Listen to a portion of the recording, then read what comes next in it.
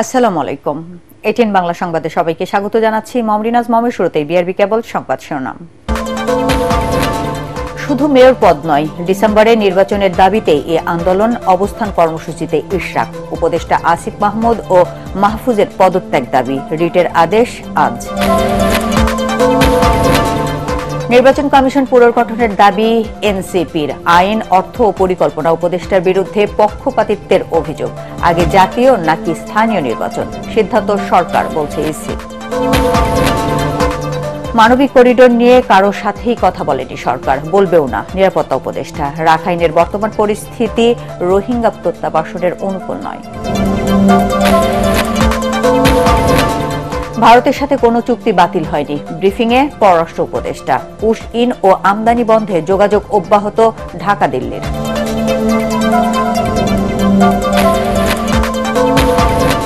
এবং 28 মের মধ্যে শ্রমিকদের পাওনা পরিশোধ না করলে মালিকদের বিরুদ্ধে ব্যবস্থা, হুঁশিয়ারি শ্রম উপদেষ্টার। কাউকে ছাড় নয়।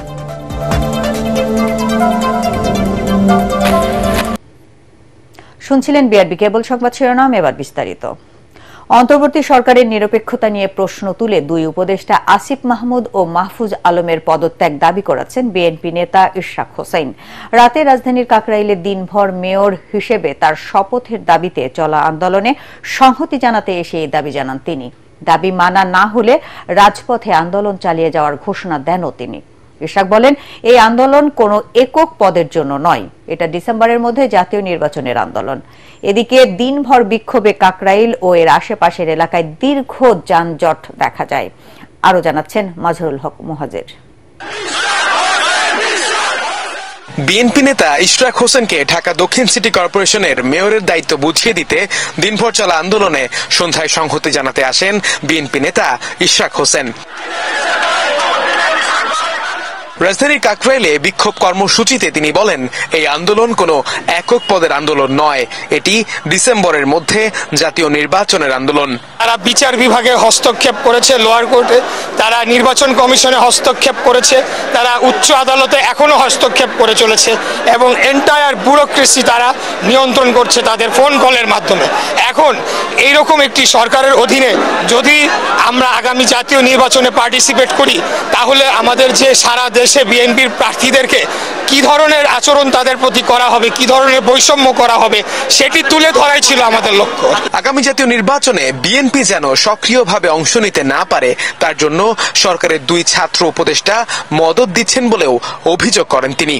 আমার ঘটনাটির মধ্যে দিয়ে এটা প্রমাণিত হয়ে গিয়েছে যে এই সরকার তার যে শতভাগ নিরপেক্ষতা থাকার কথা সেটি তারা হারিয়েছে।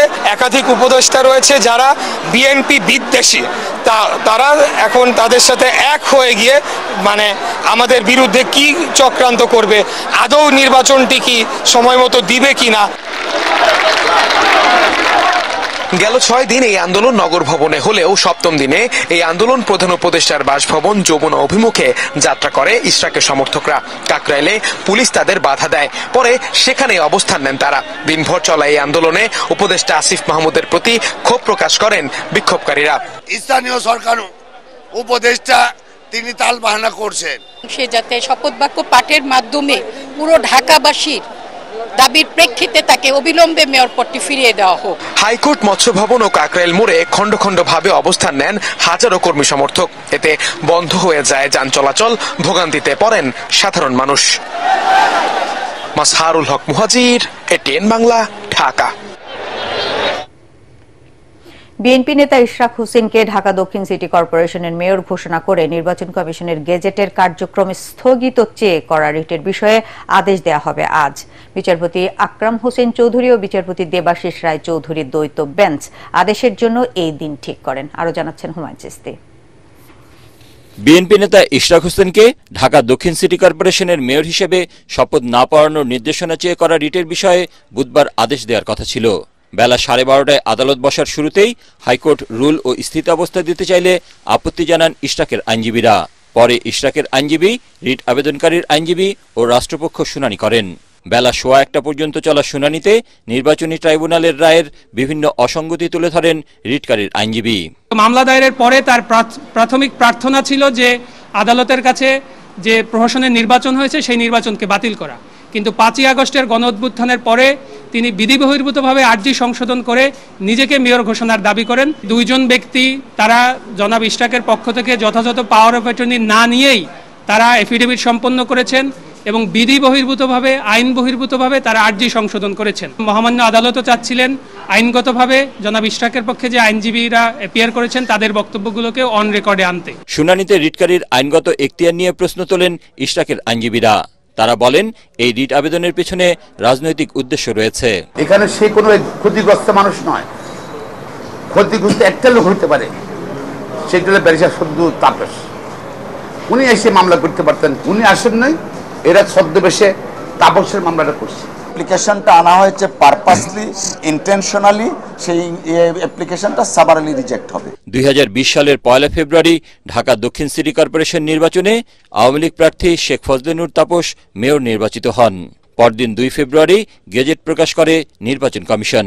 নির্বাচনে অনিয়ম ও দুর্নীতির অভিযোগ তুলে ফল বাতিল চেয়ে 3 মার্চ মামলা করেন ইশরাক হোসেন। গত বছর 5 আগস্ট রাজনৈতিক পট পরিবর্তনের পর 19 আগস্ট সিটি কর্পোরেশনের মেয়রদের অপসারণ করা হয়। ইশরাকের করা নির্বাচনী মামলায় গত 27 মার্চ ইশরাককে মেয়র ঘোষণা করে রায় দেন ঢাকার প্রথম যুগ্ম জেলা জজ ও নির্বাচনী ট্রাইব্যুনাল। ইশরাককে ঢাকা দক্ষিণের মেয়র ঘোষণা করে 27 এপ্রিল গেজেট প্রকাশ করে EC. Humayun Chishti, ATN Bangla, Dhaka. CEC সহ অন্য নির্বাচন কমিশনারদের অপসারণ করে ইসি পুনর্গঠনের দাবি জানিয়েছে জাতীয় নাগরিক পার্টি এনসিপি। সংস্কার কমিশনের সুপারিশের আগে ফ্যাসিবাদের কায়দায় গঠিত নির্বাচন কমিশন একটি দলের পক্ষে কাজ করে নিরপেক্ষতা হারিয়েছে বলে অভিযোগ দলটি। এ সময় সরকারের আইন, অর্থ ও পরিকল্পনা এই 3 উপদেষ্টাকে বিএনপির মুখপাত্র বলেও দাবি করেন এনসিপির মুখ্য সমন্বয়ক। তবে ইসি বলছে আগে স্থানীয় নাকি জাতীয় নির্বাচন হবে সেই সিদ্ধান্ত নেবে সরকার, নির্বাচন কমিশন নয়। মিজান শাহজাহানের রিপোর্ট। নির্বাচন কমিশন পুনর্গঠন ও নতুন কমিশনের অধীনে আগে স্থানীয় সরকার নির্বাচনের দাবিতে সকাল থেকে নির্বাচন কমিশনের সামনে বিক্ষোভ করে এনসিপির ঢাকা মহানগর শাখার নেতাকর্মীরা। দুপুর 1টার দিকে পুলিশের ব্যারিকেড ভেঙে মূল ফটক দিয়ে কমিশন কার্যালয়ে প্রবেশের চেষ্টা করে আন্দোলনকারীরা। পুলিশের বাধার মুখে ভেতরে প্রবেশ করতে না পেরে প্রধান ফটকের সামনে বসে সমাবেশ করে এনসিপি। এ সময় দলটির মুখ্য সমন্বয়ক নাসির উদ্দিন পাটোয়ারি অভিযোগ করেন সরকারের কয়েকজন উপদেষ্টা বিএনপির মুখপাত্র হিসেবে কাজ করছে। অতি দ্রুত গতিতে ইলেকশন কমিশনারদের পদত্যাগ না করে তাহলে আমরা উপদেষ্টার মধ্যে যারা বিএনপির মুখপাত্র হিসেবে কাজ করছে, বাংলাদেশের এডুকেশন সেক্টরকে ডুবিয়ে দেওয়ার জন্য ওয়াহিদুদ্দিন ভাই কাজ করছেন, বাংলাদেশের ফাইন্যান্সিয়াল সেক্টরকে ডুবিয়ে দেওয়ার জন্য সালেউদ্দিন ভাই কাজ করছেন, বাংলাদেশের আইন মন্ত্রণালয় ডুবিয়ে দেওয়ার জন্য আসিফ নজরুল কাজ করছেন, তাহলে আমরা বড় কর্মসূচি নিয়ে তাদেরকে পদত্যাগ করাতে বাধ্য হব। সংস্কার কমিশনের সুপারিশের আগেই ফ্যাসিবাদী কায়দায় ইসি গঠন করারও প্রতিবাদ জানানো হয়। তারা বলেন ইশরাক হোসেনকে মেয়র ঘোষণা করে ট্রাইব্যুনালে দেয়া রায়ের বিরুদ্ধে আপিল না করে উল্টো গেজেট প্রকাশ করে কমিশন শপথ ভঙ্গের মাধ্যমে সাংবিধানিক পদে থাকার অধিকার হারিয়েছে। স্থানীয় সরকারগুলোকে কলুষিত করতে চায়, এটা বাংলাদেশে বারবারই হয়ে আসছে। বিএনপি মুখে বলে গণতন্ত্র, কিন্তু অন্তরে তাদের ফ্যাসিস্ট মনোভাব। এনসিপি যখন বাইরে বিক্ষোভ করছিল তখন ইসিতে ৫ম কমিশন বৈঠক চলছিল। বৈঠক শেষে নির্বাচন কমিশনার আবুল ফজল মোহাম্মদ সানাউল্লাহ বলেন ইসি পুনর্গঠনের বিষয়টি রাজনৈতিক হওয়ায় তা নিয়ে মন্তব্য নেই, তবে সম্পূর্ণ নিরপেক্ষভাবে কাজ করে যাচ্ছে নির্বাচন কমিশন। স্বাধীনতার পর থেকে আজ পর্যন্ত আমরা ফাইল ঘেঁটে দেখার চেষ্টা করেছি যে কখনো নির্বাচন কমিশন স্বপ্রণোদিত হয়ে পক্ষভুক্ত হয়েছে কিনা বা আপিল করেছে কিনা, আমরা এমন কোনো নজির পাই নাই। এদিনের মতো বিক্ষোভ সমাবেশ স্থগিত করলেও সিএসি সহ অন্য কমিশনাররা পদত্যাগ না করলে কঠোর কর্মসূচি দেওয়ার ঘোষণা দেয় এনসিপি। মিজান শাহজাহান, এটিএন বাংলা, ঢাকা। এনসিপির নির্বাচন কমিশন ঘেরাও কর্মসূচির উদ্দেশ্য নিয়ে প্রশ্ন তুলেছেন বিএনপি চেয়ারপারসনের উপদেষ্টা জয়নুল আবেদিন ফারুক। জাতীয় প্রেস ক্লাবে আলোচনা সভায় তিনি দাবি করেন নির্বাচন কমিশন এখনো আস্থা হারানোর মতো কোনো কাজ করেনি। জনগণের ভোটে নির্বাচিত সরকার ছাড়া দেশের চলমান বিশৃঙ্খলা নিয়ন্ত্রণ করা সম্ভব হবে না বলে দাবি করেন জয়নুল আবেদিন সরকার। এ সময় দ্রুত জাতীয় নির্বাচনের রোডম্যাপ ঘোষণা করতে অন্তর্বর্তী সরকারের প্রতি আহ্বান জানান বিএনপির এই নেতা। এদিকে প্রেস ক্লাবের সামনে প্রতিবাদ সমাবেশে বিএনপি চেয়ারপারসনের আরেক উপদেষ্টা আব্দুস সালাম বলেন, করিডোর, সমুদ্র বন্দর বিদেশি কোম্পানিকে বরাদ্দ দেওয়ার সিদ্ধান্ত নেওয়ার এখতিয়ার বর্তমান অনির্বাচিত সরকারের নেই।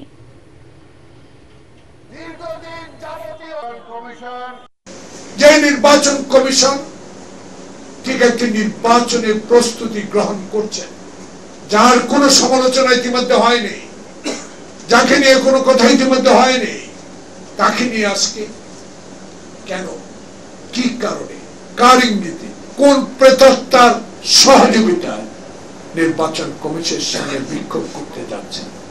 দাবি কি আপনার সংস্কারের আগে আপনাকে নিয়োগ দেওয়া হয়েছে? তাইলে তো আপনারাই ইউনুসকে মানেন না, আপনারাই তো ইউনুসের কথা শুনেন না। র্যাব সদস্যদের অতীত ভুলে নতুন উদ্যমে আইন শৃঙ্খলা রক্ষায় কাজ করার নির্দেশ দিয়েছেন স্বরাষ্ট্র উপদেষ্টা জাহাঙ্গীর আলম চৌধুরী।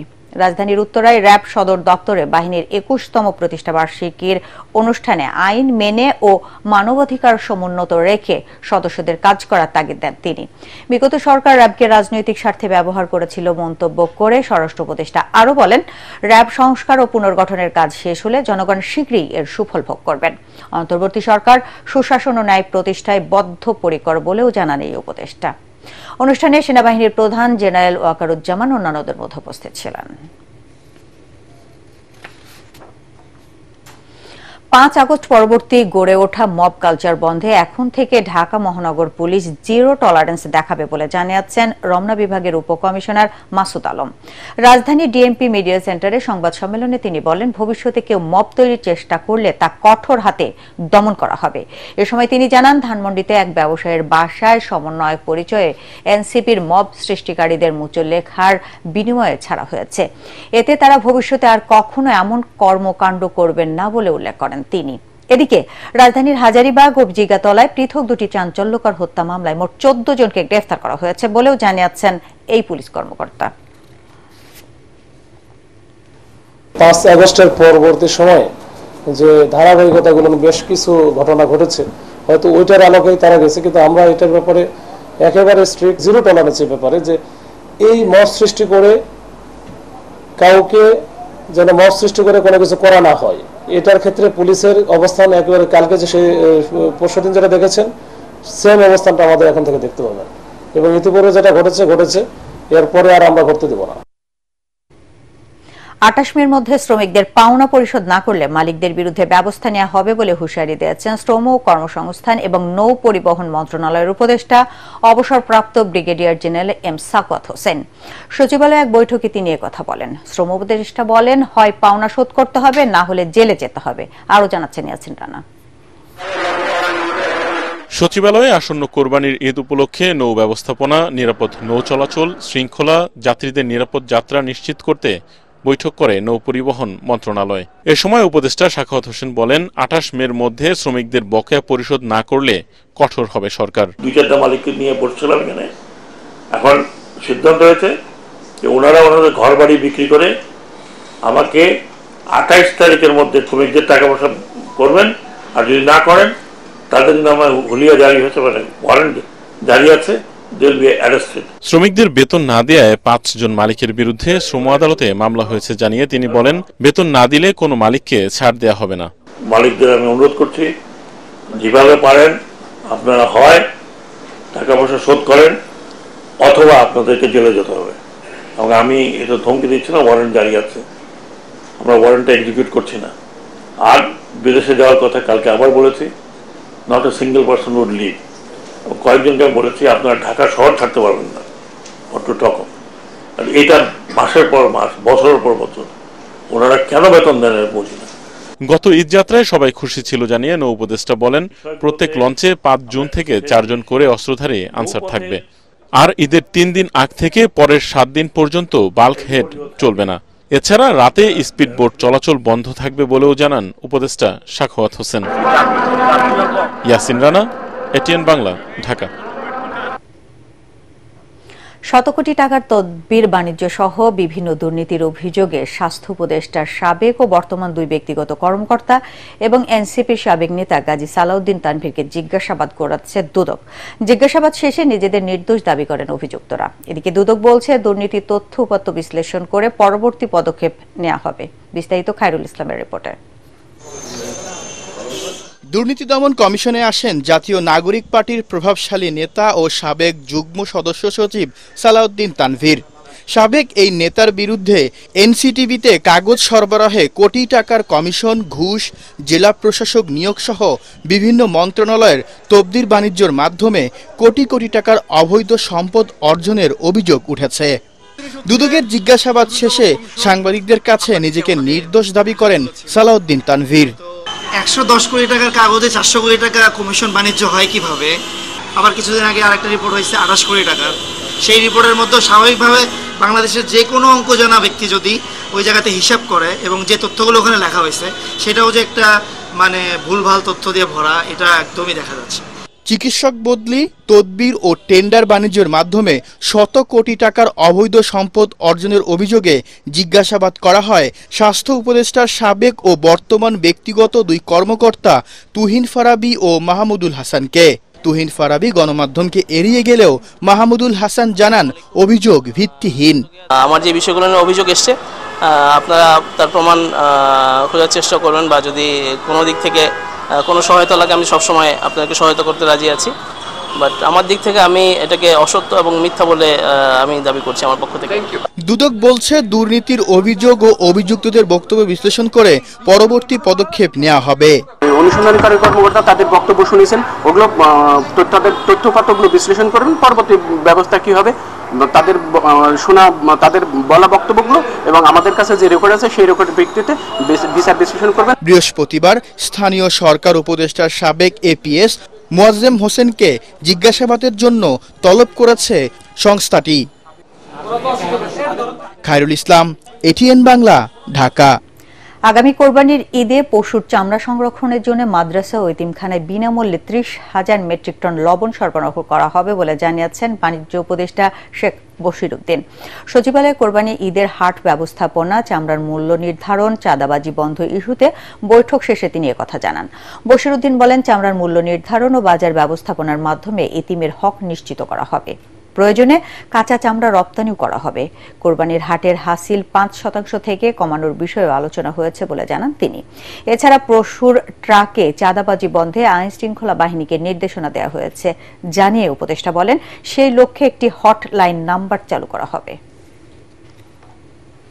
সরকার সিদ্ধান্ত নিয়েছে যে মাদ্রাসা এবং এতিমখানাগুলোতে 30,000 টনের অধিক আমরা লবণ সরবরাহ করব এবং আমরা মূল্য নিশ্চিতকরণের উদ্দেশ্য যদি মনে হয় যে কাঁচা চামড়া সরাসরি রপ্তানি করে দেওয়ারও যদি প্রয়োজন হয় আমরা করে দিব। প্রধান উপদেষ্টার আগ্রহ যে উনি চান আমরা যে এতিমের হক এটার জন্য তারা উপযুক্ত নির্দিষ্ট মূল্য পায়। এবার জানাবো খেলার খবর।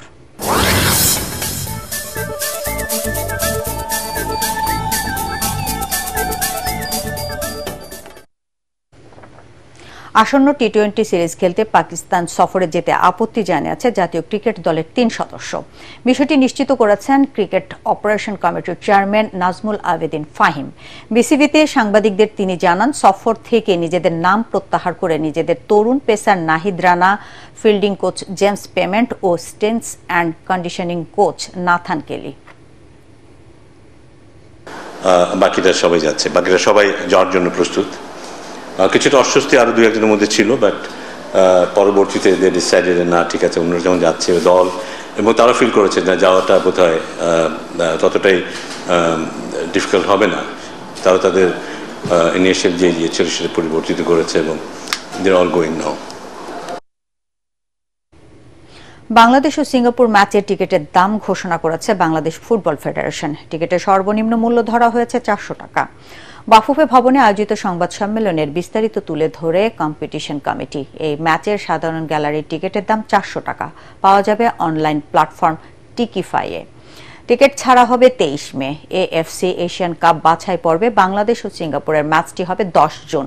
তার আগে 4 জুন ভুটানের বিপক্ষে প্রীতি ম্যাচে খেলবে স্বাগতিকরা। দুটি ম্যাচই হবে নতুন সাজে সজ্জিত ঢাকা জাতীয় স্টেডিয়ামে। শেষ করার আগে বিআরবি কেবল সংবাদ শিরোনাম আরেকবার।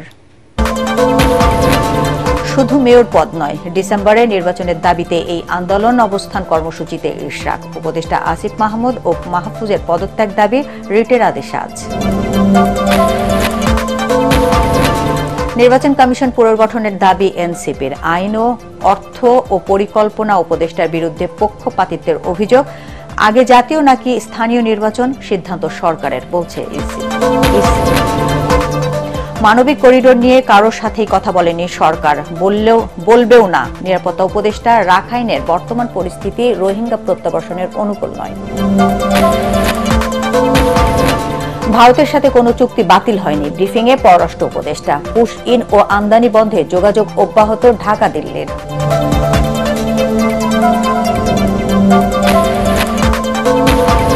এবং 28 মের মধ্যে শ্রমিকদের পাওনা পরিশোধ না করলে মালিকদের বিরুদ্ধে ব্যবস্থা, হুঁশিয়ারি শ্রম উপদেষ্টার। কাউকে ছাড় নয়।